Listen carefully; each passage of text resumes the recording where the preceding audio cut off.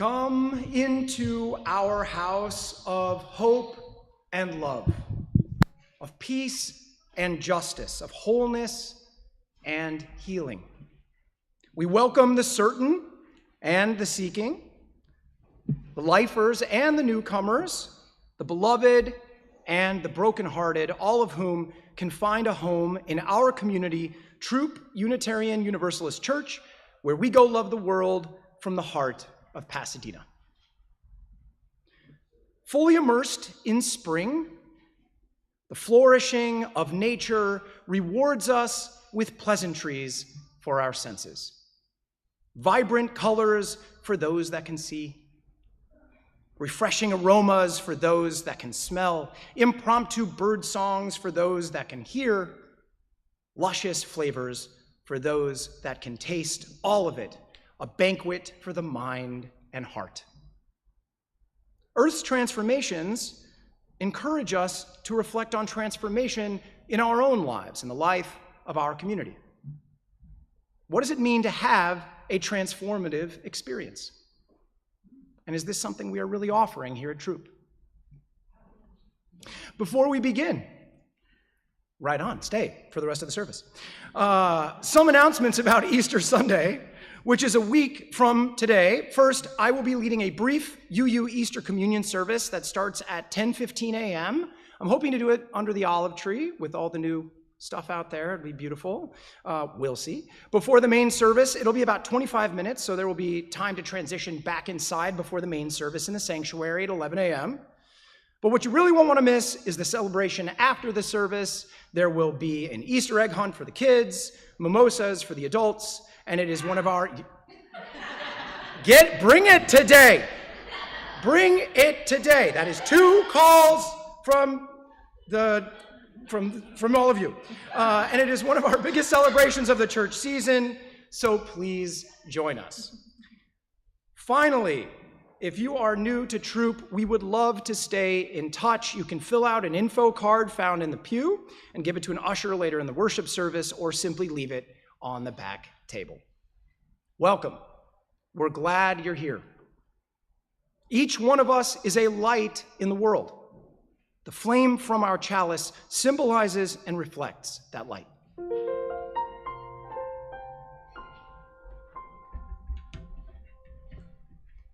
A metamorphosis may be majestic, as when a caterpillar becomes butterfly, brilliant as carbon to diamond. But it is enough to release the piercing frigidity, the brittle rigidity of ice, and embrace the versatile, vital blessing, bathing embodiment of water. We light a second candle to honor the people and ancestors whose land we now occupy. The land under and around Throop is the unceded land of the Gabrielino Tongva Band of Mission Indian people. May this knowledge and awareness lead us into dismantling systems of supremacies and oppressions. We light a third candle symbolizing our watershed, the Arroyo Seco. May their waters continue to nourish life in our communities. We take a moment of silence, holding all of these in our heart. And please stand for our opening hymn, Let This Be a House of Peace, number 1054 in your teal hymnal. In body or in spirit.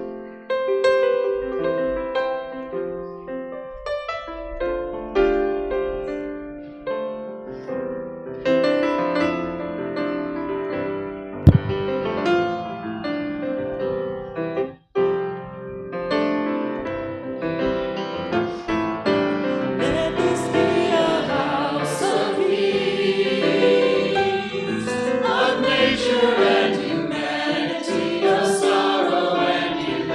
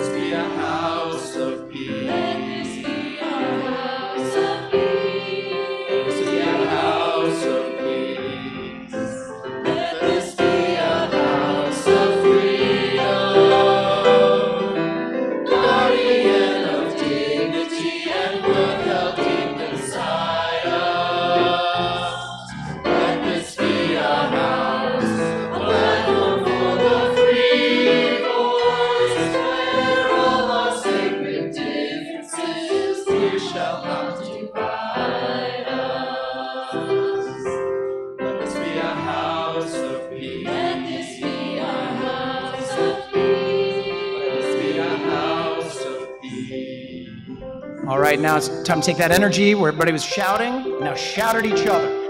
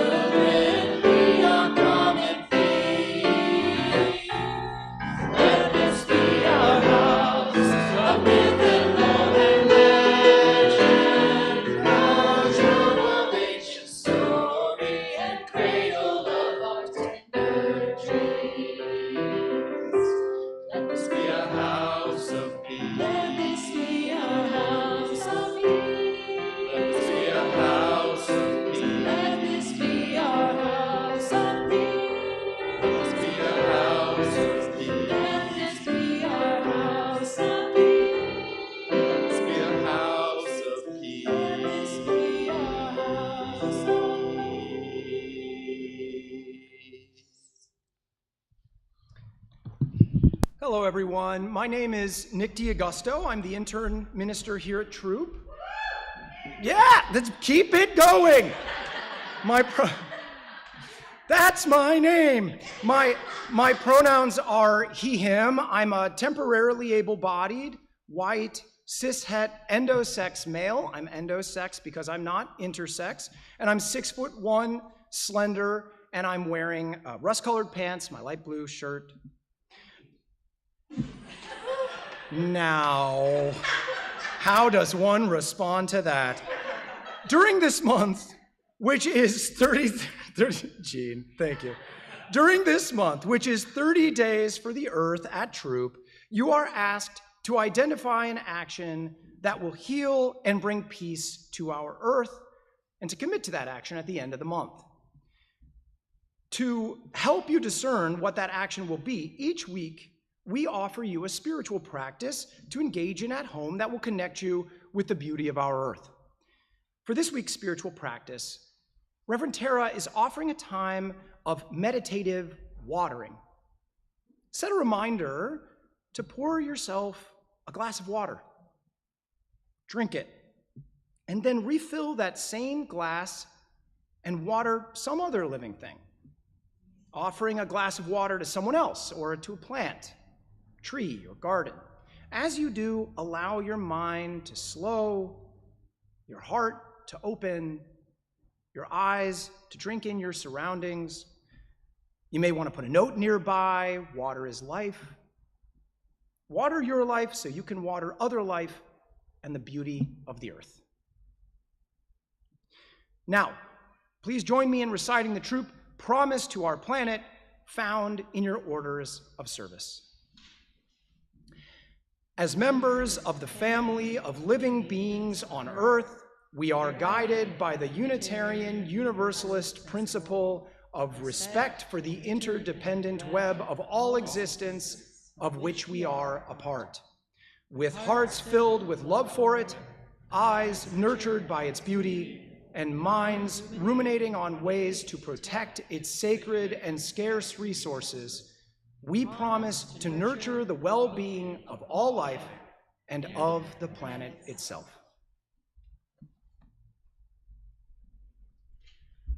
The following is entitled Each World, from the National Book Award-winning memoir Brown Girl Dreaming by Jacqueline Woodson. The congregational response is, "May we flourish in the joy of creation." Let's say that together.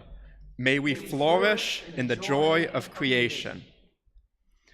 When there are many worlds, you can choose the one you walk into each day. You can imagine yourself brilliant as your sister, slower moving, quiet, and thoughtful as your older brother, or filled up with the hiccuping joy and laughter of the baby in the family. May we flourish in the joy of creation. You can imagine yourself a mother now, climbing onto a bus at nightfall, turning to wave to your children, watching the world of South Carolina disappear behind you. When there are many worlds, love can wrap itself around you. Say, "Don't cry." Say, "You are as good as anyone." Say, "Keep remembering me." And you know, even as the world explodes around you, that you are loved. May we flourish in the joy of creation. Each day, a new world opens up to you, and all the worlds you are.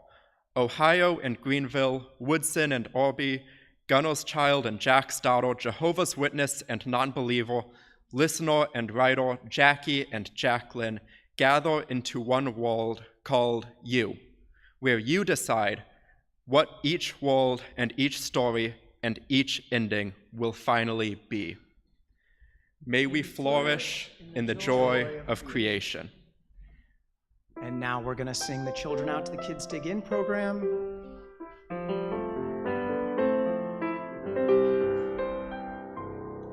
For you shall go out in joy, for you shall go out in joy, and come back in peace, and come back in peace. For you shall go out in joy, for you shall go out in joy, and come back in peace, and come back in peace. Blessed be.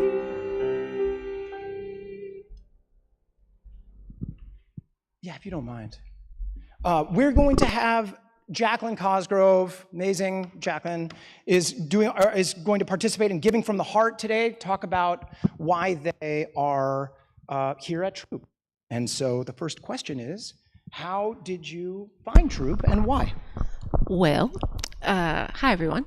I live real close to here, and my wife and I moved to Pasadena about 3.5, 4 years ago, and I was looking for a spiritual community because we're trying to have. I knew we wanted to have kids, and I wanted to be able to raise our children in a place that had principles and values that like I believed in, and that they could hear from like other people, not just me. So, and that was one thing. And then I also wanted it to be local. I love that I can walk to Throop, walked in with my dog, Maggie, who's fine. She's just resting at home. And That is genuinely important. everybody wanted to know. So yeah, I wanted to go somewhere local, and I wanted to go somewhere that I thought that I would share the same values with, and that I would be safe, as a queer person. Would you mind speaking a little bit more about that? When we were talking about this ahead of time, you mentioned some of the religious trauma you come from, some of the, what you were looking for as far as the type of community that you needed to sustain yourself. Do you want to speak just a little bit more about that? Yeah, I mean, it's intimidating, like as a queer person from the South, to walk in a place that looks so much like a church, I mean, like, I'm pretty sure that's Jesus. And, it's just like, boom, you're in a church, And so the first time I walked in here, I was pretty scared. And immediately I clocked, the different queer people. Taryn was one of the first people to welcome me. And then I saw Trey, and I just was like, okay, like some of my people are here. Saw Malcolm. And, then I heard Tara open her mouth and was like, where's she from? Because I was like, I know that voice. So yeah, I come from the South where, I shared about this last year, where it's just, it's getting more and more unsafe to be a queer, especially trans person. And so, I just wanted somewhere where I could really be me. Well, one of the things that you often hear Reverend Tara talking about is, when we come to Throop, we ask all of us to give our time, our talent, and our treasure. And one of the things that Reverend Tara and I were talking about recently, though, is that they're all really treasure. All those things are a treasure. Our time is treasure. Our talents are our treasure. And, it's also partly because of the euphemism of just saying the word money.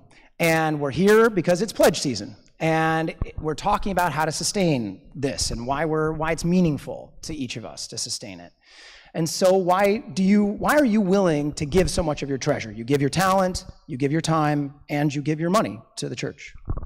Yeah, I mean, again, I come from the South where, there's churches with pyrotechnics in their Easter service. They spend more money on like their massive professional dancers Christmas thing than they do doing outreach to homeless people. And so, I intentionally wanted to come to a small church. I mean, there's literally a church in Tulsa that like used to be a mall, and so they've renovated it to be a church, including the El Chico. Anyway, so yeah, I wanted to be in a place that was small, and I was really, I've just been really touched at how Throop, tries to punch above its weight a little bit, but also do what's in its bandwidth, So I was really amazed with how this church rallied after the Eaton fire, that we could help each other in our community. And I've just seen so much love and giving from Throop that, and it's really nice that, I can also find ways to give back and be myself here, including the Joy Parade today after service. I texted Reverend Tara and Allegra, and was like, what do you guys think of this kind of kooky idea I have of like going and just putting love out literally into the world on the corner? So after service today, we're going to go into Throop Hall. We're going to make signs celebrating all the beautiful diversity of our church, and then we're just going to like go party on the corner and put joy out in the world. And it was amazing because they immediately were like, yes, like what do you see that looking like? How would that work? And we're so supportive. Allegra was like, I'll get signs. Like it was just really immediate support and curiosity, whereas I think in some other houses of worship, you don't always get immediate love and curiosity. You might get like, what do you mean? And that's not the vibe here. Jacqueline, thank you. Yeah, and that was just like so incredibly efficient. I mean, wow, you really knocked that out. Yeah, well, we can sit here and look at these people like they do on NPR, where you're like, I really wish they would just like turn wait, don't tell me back on, but they just keep talking, and they're like, and if you will give us $10. All right, you're doing great. Thank you so much. Bye.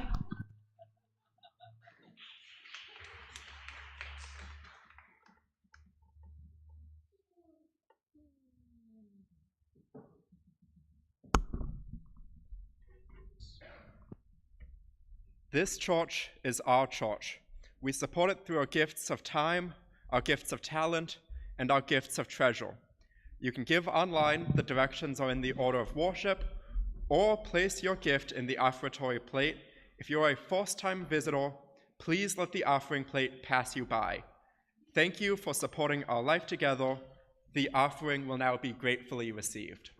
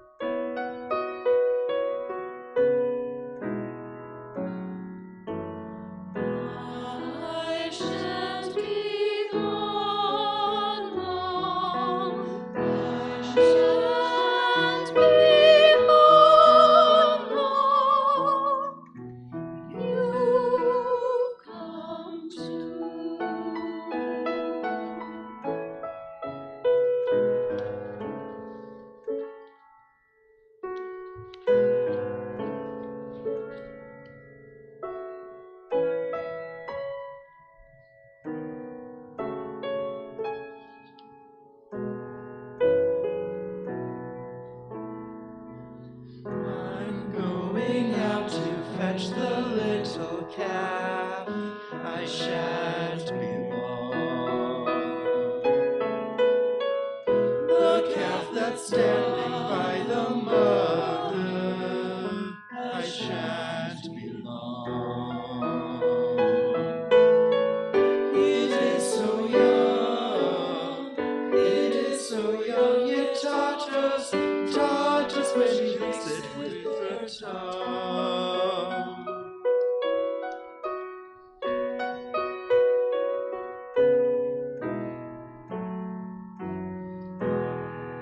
I shan't be gone long. I shan't be gone long. You come to. I shan't be gone long. I shan't be gone long.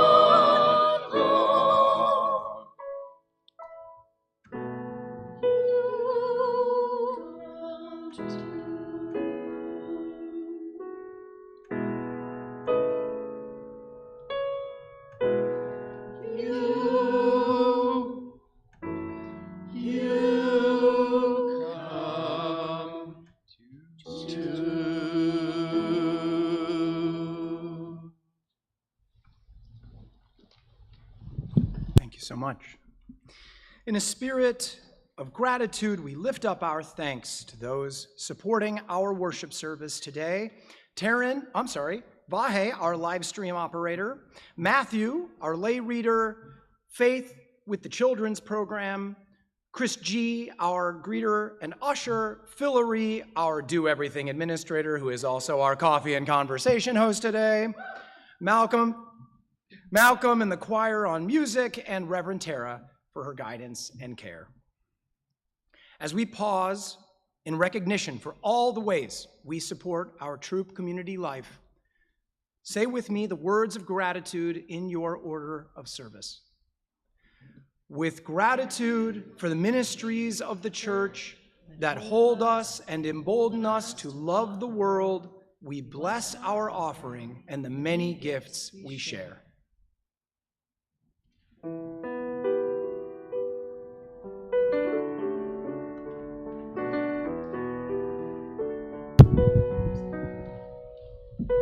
This is Love Knocks and Waits for us to hear 1029 in your teal hymnals.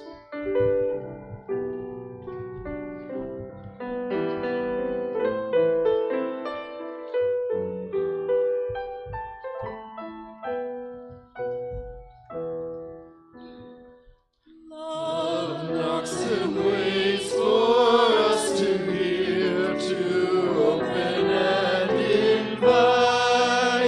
Love loves to quiet every fear and seeks to set things right.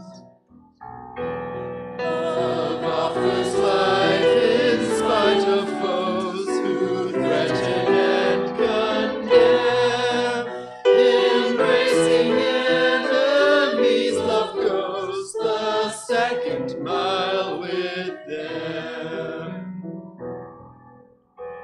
Love comes to heal the broken heart, to ease the troubled mind. And not a word, love bids us start to ask and seek and find. Love knocks and enters at the sound of welcome from within. Love sings and dances all around and feels the life begin.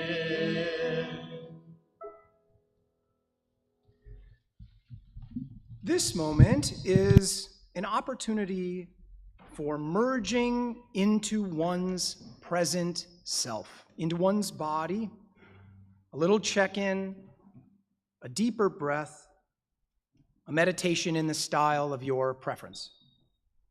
For those of you who might want something to ponder, have you ever witnessed a loved one undergo a process of genuine transformation? Was it easy for them? Hard? Did they ask for it? Was it destiny? Fate? Has it ever happened to you?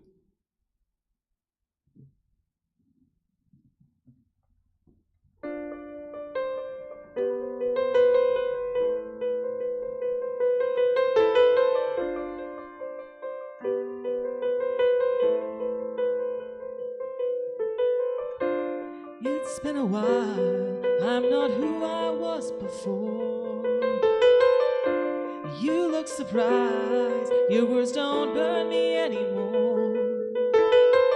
I've been meaning to tell you, but I guess it's clear to see. Don't be mad, it's just a brand new kind of me. Can't be bad, I found a brand new kind of free.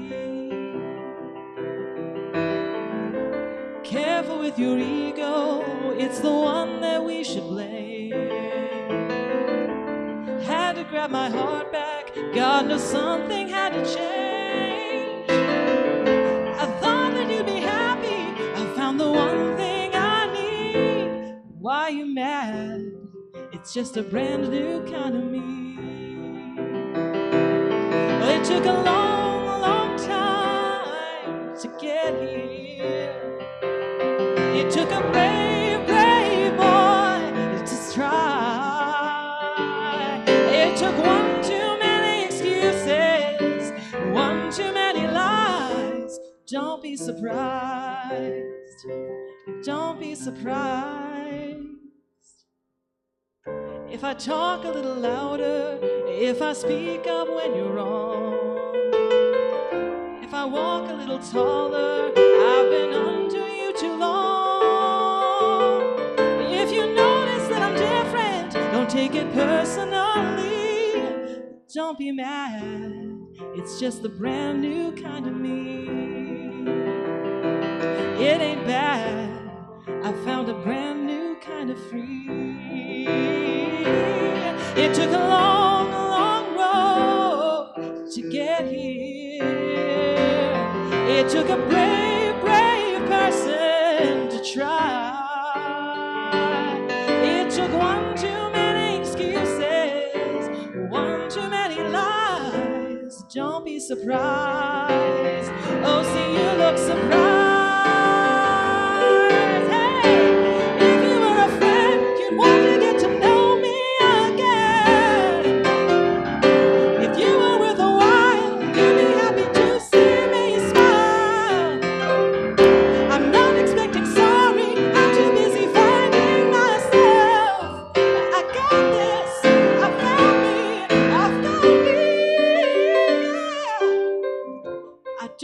Opinion, I'm not waiting for your okay.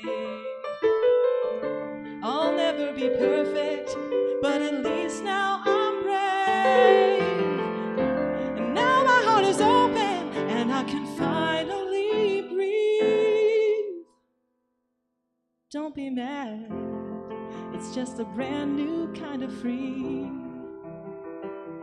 That ain't bad, I found a brand new kind of me. Don't be mad, it's just a brand new time for me. Let's give up some of those shouts for Malcolm.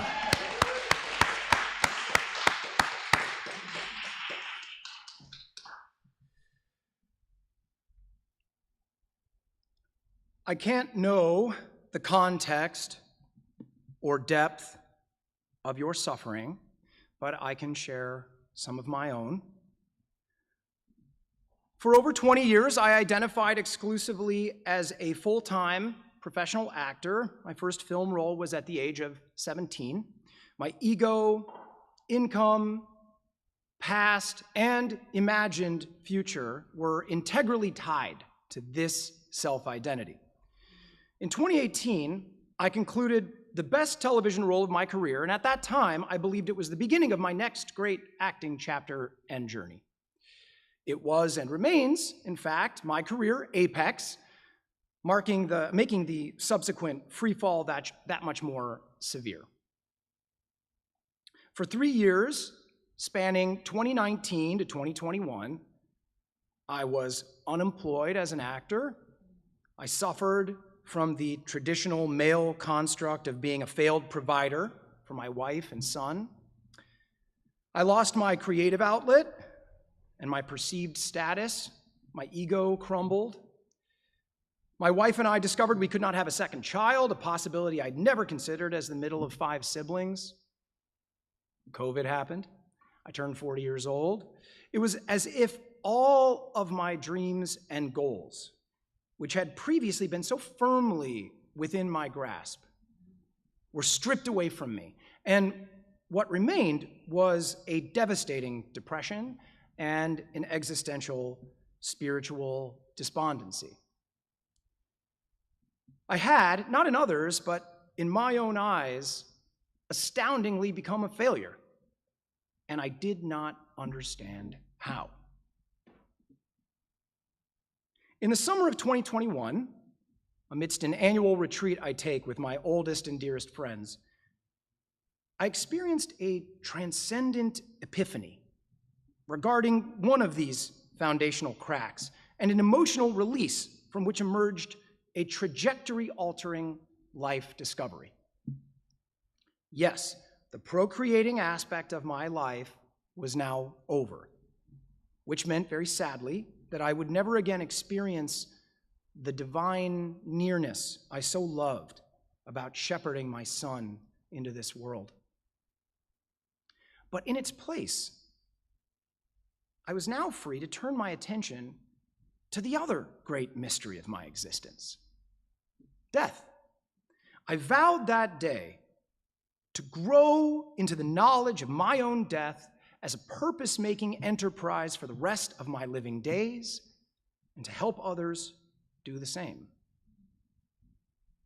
In the fall of 2021, just a few months after this discovery, I signed up to Meadville Lombard Theological School, and in the spring of 2022, formally began the pursuit of my Master of Divinity degree and eventual UU ordination. In the study, Reframing Resilience, which focuses on how and why emerging spiritual leaders are prone to either flourish or languish amidst the stressors of such an all-in caring profession, one of the core indicators for long-term self-care success was the ability to engender a personal, transformative experience. Please, if you feel comfortable, close your eyes or settle into a reflective state to really absorb their following definition of a transformative experience. It is a highly memorable period of minutes or hours through which persons find themselves immediately, dramatically, and permanently changed, usually by surprise, involving significant shifts in spirituality, personality, self-identity, perceptions of reality, and emotional life. These experiences emerge as the evolving individual adapts to changes within the environment, usually unexpected, stressful life events.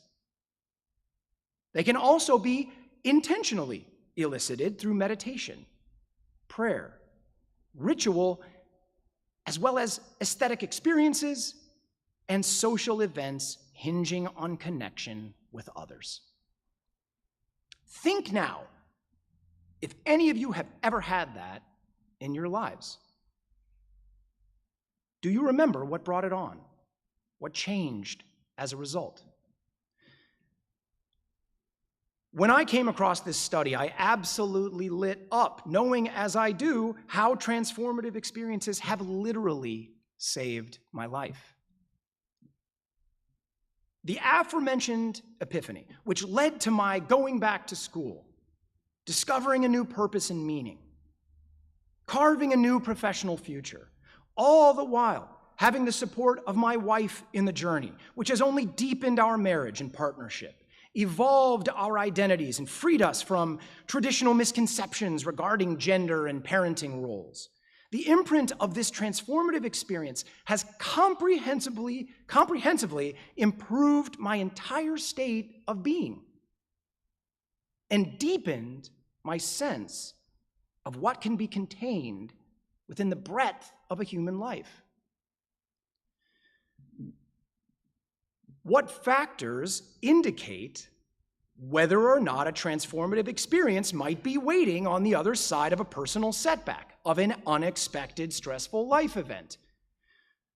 A sobering, though not surprising, discovery in the resiliency study was that the languishing class, the ones least prone to demonstrate long-term resiliency in the face of stressors, seems consistent with their more marginalized demographic profile, with them more likely to identify as younger, more liberal, non-heterosexual, female, and non-evangelical. Race was not mentioned in the study somehow, though I consider it assumed.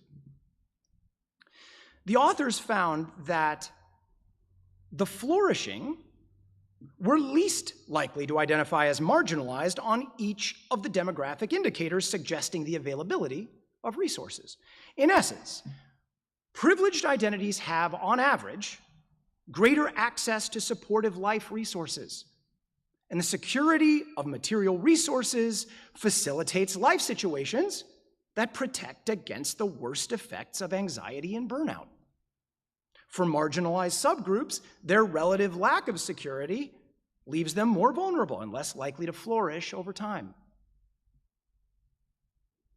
What led to my transformative experience that day? First, I was able to afford a mini vacation in both spare time and money, which enhanced the potential for that experience to occur. But in the grander scheme of this study's requirements, I had the requisite changes in my environment and unexpected stressful life events. I was in a social event hinging on connection with others. It was full of rituals and traditions unique to that group. It was also a calming space, a safe space, where I knew I could be vulnerable and open with a trusted community around me. It was a gathering that provoked and encouraged deep thinking and deep sharing. It was an expansive space that yearned to hold whatever ideas or emotions or sufferings or joys were brought in at any given moment to fill it. Is this starting to sound a little familiar? Here is something I have come to believe. Our churches are social justice statements in and of themselves. Fostering a space of beloved community, which is an integral part of our theological mission articulated in the new Article 2, where marginalized persons and persons of less affluent economic status are welcomed and encouraged to be themselves, to be free to search for their own truth and meaning, is an act of social justice. Why? Church creates a potentiality wherein a stranger, someone from our outside community who might fit the description of the languishing class, can be freely welcomed into a loving environment during an acute time of distress and anxiety and surprising changes in their lives, and maybe, eventually, as they grow to trust this space with their vulnerability, they might experience an unanticipated moment of transcendent transformation. A moment that directly leads to a healthier, more sustainable, and purpose-filled new life and self-understanding. That stranger might be you. It's been me. That is a gift of social justice on behalf of a healthy congregation. A standing communal gift that exists simply because the church exists, and its doors are open to all, free of charge. If we lose sight of the fact that this church is for others, the same others we were before we stepped foot into this place, then we are in danger of forgetting why it is meaningful that we have a church in the first place. Built into the DNA of a church mission is growth, is expansion. It is there not just because we hold the belief that by providing a space wherein strangers can perform the hard and nuanced work of building a beloved community together is something valuable for people we don't yet know but we hope will walk through the door. It is there because with every new stranger that crosses the border into our beloved communal space, we become a more beloved community by the power of one. The doors are free and open for others and for ourselves. Growth benefits the spirits of those still outside our church, and the welcoming of new members benefits the spirits of us, individually and collectively. The church is never static. It is in a constant ebb and flow. There is no one single financial level or self-conceptualization or optimal member population we are simply trying to hold. The mission of the church is to engage in an active process of reaching out, of never knowing ourselves as complete, of always being surprised by who might walk in the door, of accepting the ever-present reality of potential conflict and discomfort, and yet trusting that this is a space where a fuller, more loving, more aware, more open, and thus more just community awaits us, just as we await them.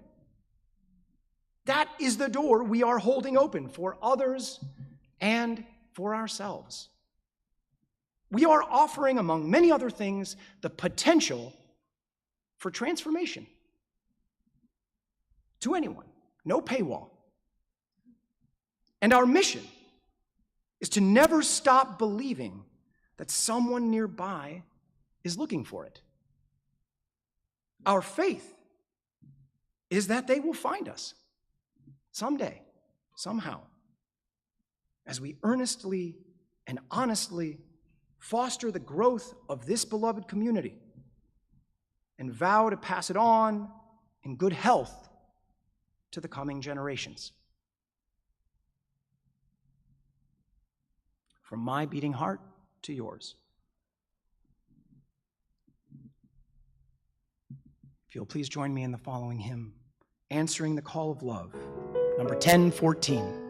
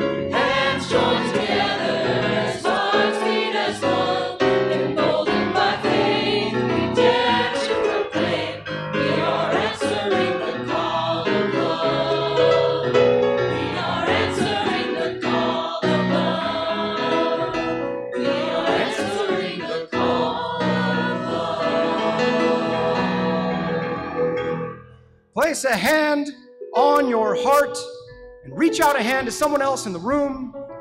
The flames from our chalice and our candles are extinguished.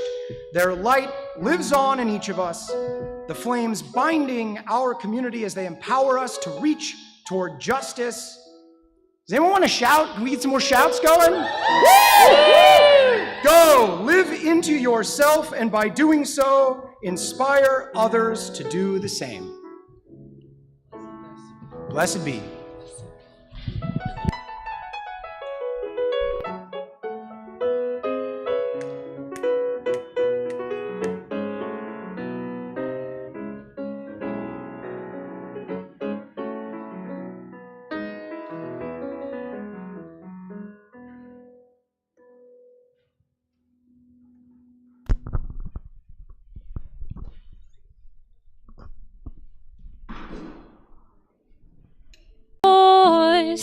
This is the sound of one voice.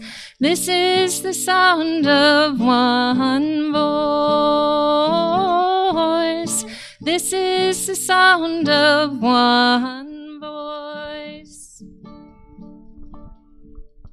This is the sound of voices too. The sound of me singing with you, helping each other to make it through. This is the sound of voices too. This is the sound of voices too. This is the sound of voices three, singing together in harmony, surrendering to the mystery.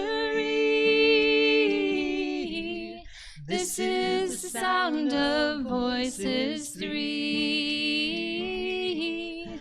This is the sound of Voices 3. This is the sound of all of us, singing with love and the will to trust. Leave the rest behind, it will turn to dust. This is the sound of all of us. This is the sound of all of us. Ooh, ooh, ooh, ooh.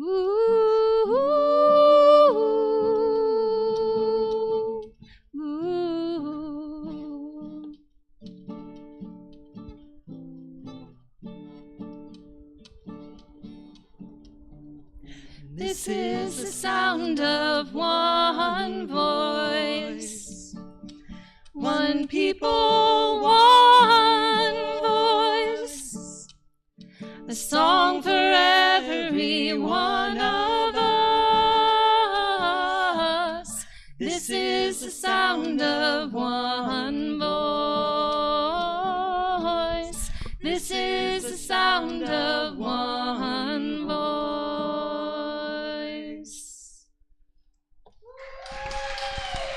And just so everyone knows, this is Jen's debut of playing guitar in public.